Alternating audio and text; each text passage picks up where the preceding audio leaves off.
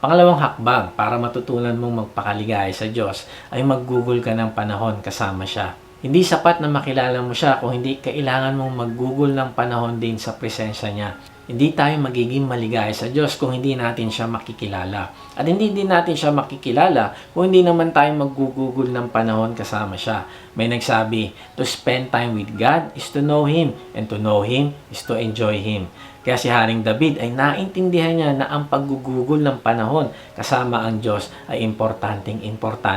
At ito ay isang pribileyo para sa kanya. Ito ang pinakamataas na layunin niya sa buhay. Ang main focus niya ay ang makasama ang presensya ng Diyos sa araw-araw hanggang sa susunod na buhay. Sabi niya sa mga awit 27:4, kay Yahweh, isang bagay lang ang aking hiniling.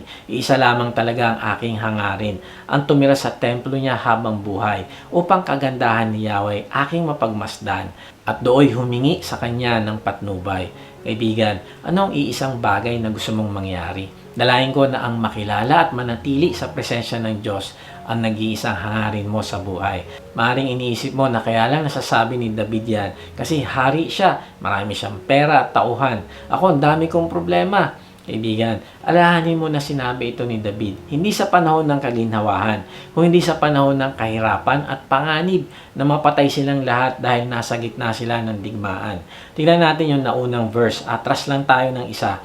Kahit isang hukbo ang sa akin pumalibot, hindi pa rin ako sa kanila matatakot. Salakayin man ako ng mga kaaway, magtitiwala pa rin ako sa may kapal.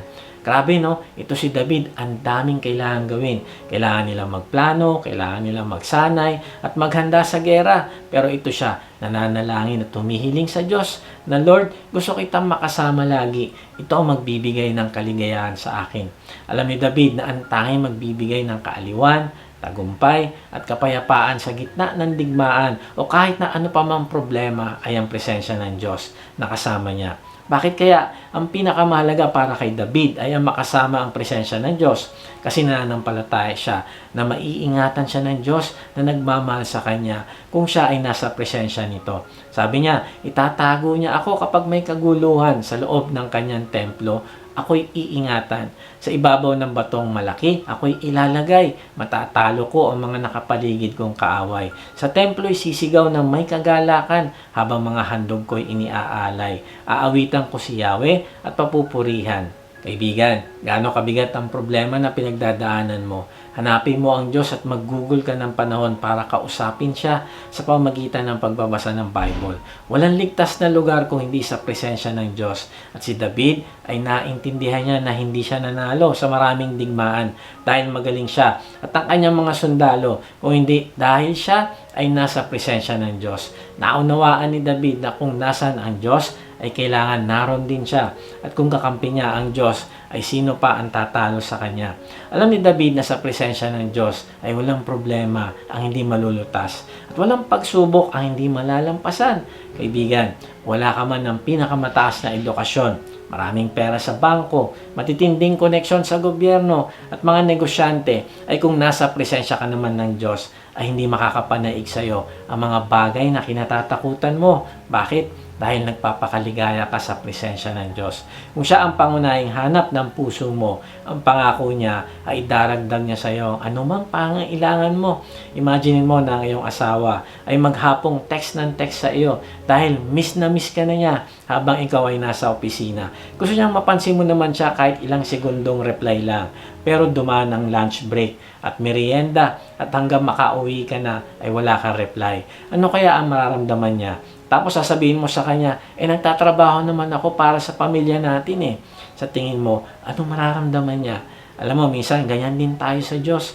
Ang Biblia ay ang text messages niya sa atin na inaantay niyang basahin natin upang makatugon tayo sa Kanya. Kaya lang, busy tayo sa trabaho at gawaing bahay. At ang masaklap pa nito, minsan kinakatwira natin, ang business natin ay sa ministry. Lord, hindi ako makapag-spend ng time sa iyo sa pagbabasa ng iyong salita kasi busy ako sa ministry. May medical mission kami o kaya nag-prepare ako ng message kasi magpipreach ako sa Sunday kaya hindi ko magawang mag-quiet time, Lord.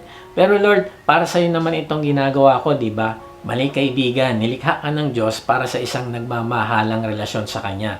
Mabuti ang ministry, pero ito ay dapat maging produkto lang ng lumalagong relasyon natin sa Kanya at hindi mo gagawin ang ministry dahil tungkulin ito o obligasyon mo sa Kanya.